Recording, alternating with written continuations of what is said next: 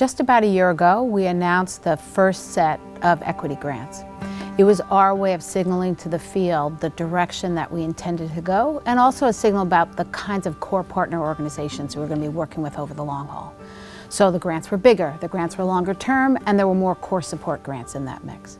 The San Francisco Foundation is a learning organization. We use this open cycle for the equity agenda to learn about what community groups and community leaders are doing in the Bay Area to advance racial and economic equity. And so in using people, place, and power, we laid out for people where each of those pathways were headed, and we kept on presenting this vision so that all those pathways could be seen as the pathways to greater racial and economic inclusion in the Bay Area. We received over 950 applications from community-based organizations and nonprofits throughout the 5 Bay Area counties that we serve.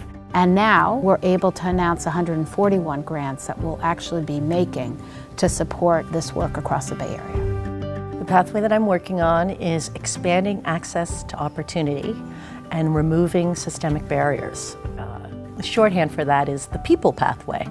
And with that charge, I've really tried to identify 3 of the populations that we feel are most shut out from opportunity.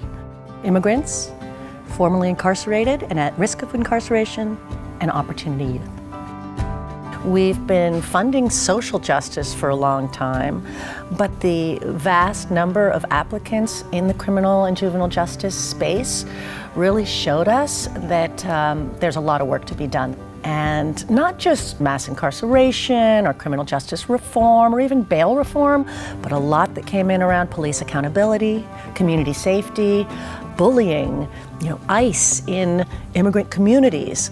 The work that I'm doing in place really focuses on how do we stop some of the displacement that's projected to happen in this region.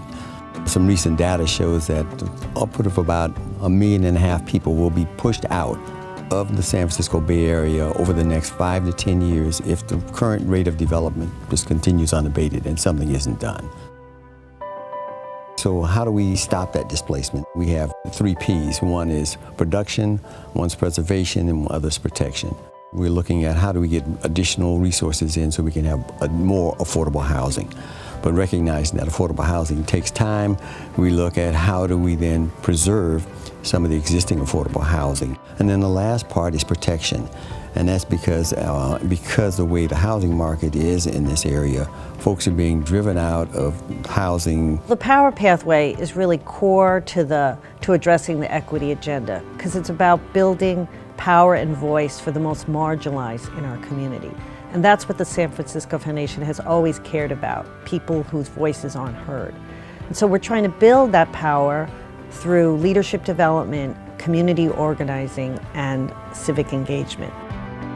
What's exciting about the equity agenda is it's a much more intentional and focused effort around addressing the social issues of our time by creating a people, place, and power pathway. The San Francisco Foundation has a unique position in the region. We've been the community foundation for the Bay Area really since we started back in 1948. And throughout our history, we've had this commitment to social justice. Our commitment now to racial and economic equity really builds off that social justice commitment as the foundation for our work.